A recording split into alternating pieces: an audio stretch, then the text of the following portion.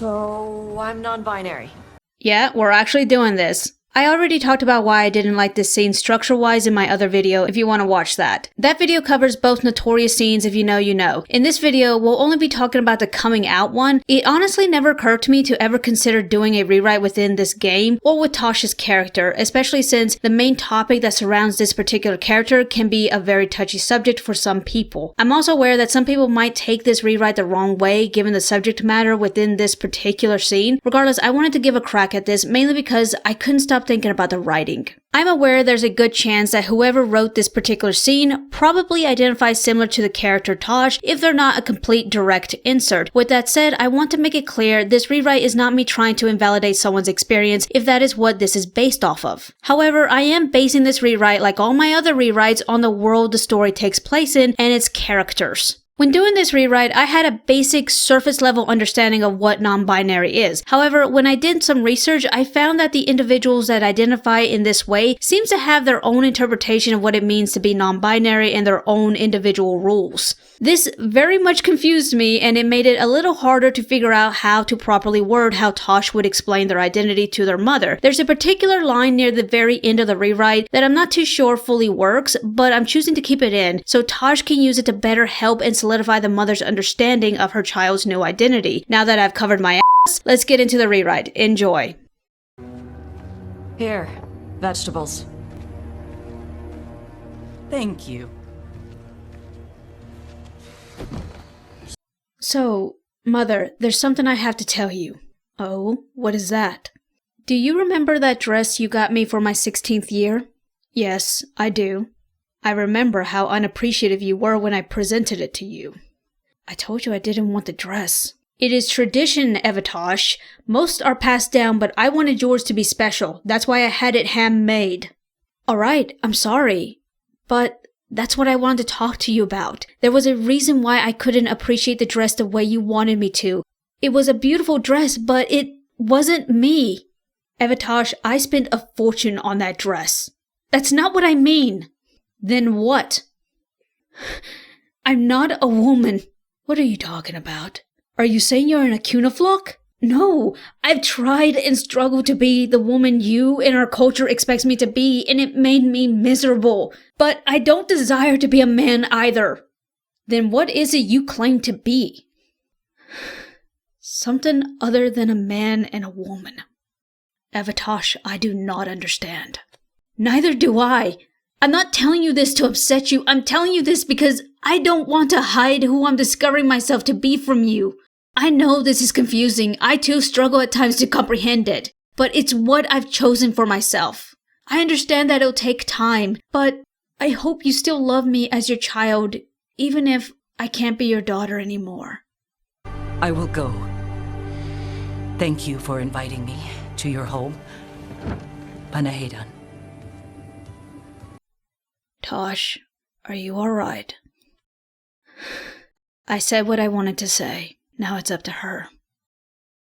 That is the end of the rewrite. Now let's explore the conversation. In the original clip, you can tell that Tosh is on edge and very quickly becomes defensive when the conversation doesn't go their way, despite the mother making an effort to understand what Tosh just told her, even though Tosh is not being explicit for the mother to better understand. That right there is what damned this conversation. Tosh's attitude was not helpful, but it was Tosh's refusal to communicate is what essentially caused the failure for this conversation to appeal to the audience the way it was meant to. The way I went about correcting this is by having Tosh ease towards the subject of their identity by bringing up something personal from the past that both characters can relate to. I want to make it clear that I made the dress thing up, not just because I don't know shit about the character or the species, but also I thought it was important to share an example of Tosh struggling with her gender. The thing that this edition does is show the two perspectives of this past event. For the mother, she made a financial sacrifice to gift her daughter a dress that Tosh is unappreciative of. As for Tosh, the dress symbolizes the mother's refusal to listen and acknowledge the signs that Tosh was expressing about their discomfort. Those mindsets and perspectives bleed into the current situation as Tosh's mother continues to ignore her daughter as she takes control of the conversation that Tosh started, revealing just how imbalanced this relationship is. The fact that Tosh apologizes and relents further demonstrates that without having to tell the audience directly, compared to the game where there's another scene where Tosh explains the relationship they have with their mother to their friends. I don't know if that scene comes before or after the dinner one. If it comes after, it's unnecessary because that's what the dinner scene is for, but I think it comes before, and if that's the case, then it should set up expectations with the interactions between these two characters. Now we get to the reveal, which obviously didn't happen the way Tosh wanted, but due to the mother's insistence and stubbornness to budge from her perspective, which left Tosh no other choice than to aggressively take back control of the conversation. Unlike the original clip, where Tosh's aggression is unwarranted as the mother does try to understand,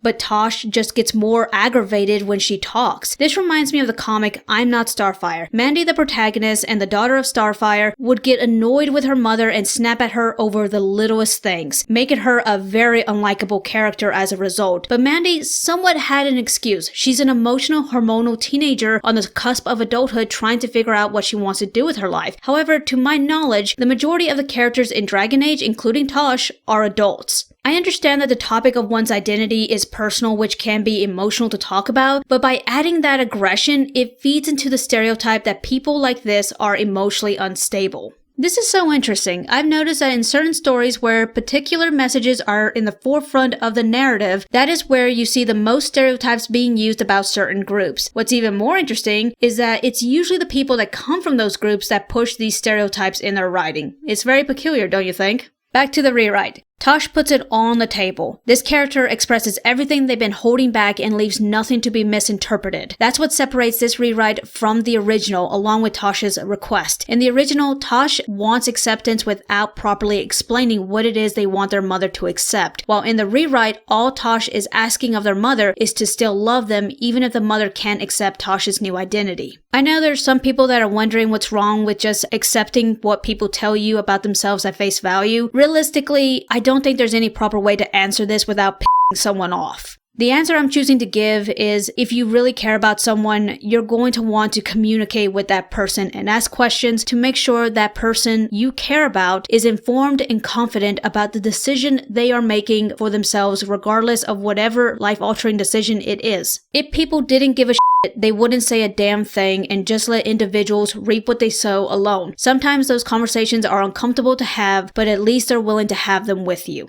Let's finish this. I originally didn't know if I was going to do the second part of the conversation with Tosh and their partner. I assume that's who this person is. But given what Tosh says, I figured that a rewrite was needed for this as well. All of that was new for her. Just give her some time. No. It's okay. Tosh? I'm not hiding anymore. How she takes it is her problem. You sure? Yeah. In that lovely clip, Tosh basically makes it clear that they're done being considerate with their mother, even though, and I've said this multiple times, this character did not properly explain what the hell they were talking about and refused to continue the conversation and elaborate, so you can't really be mad at the mother for not understanding something that does not exist within their species' culture. But yet somehow, Tosh is valid for being angry at their mother. Oh boy. The goal in the rewrite was pretty much the same as what the original tried to do, and that was basically for Tosh to accept they did all that they can, and it's up to the mother to decide what she wants to do without sounding like a narcissist.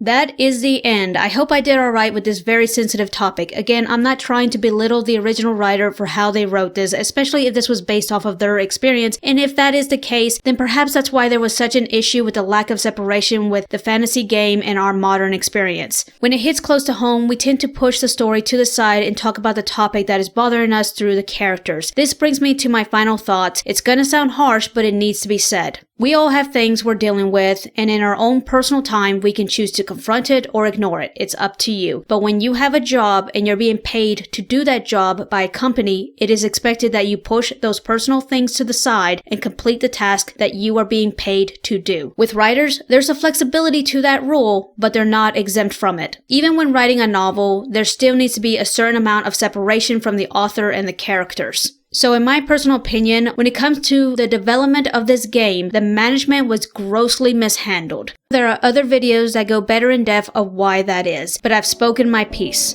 Let me know what you think. Have you played the game? What do you think of the writing within the game? Was my rewrite any good? Thanks for watching, and like and subscribe.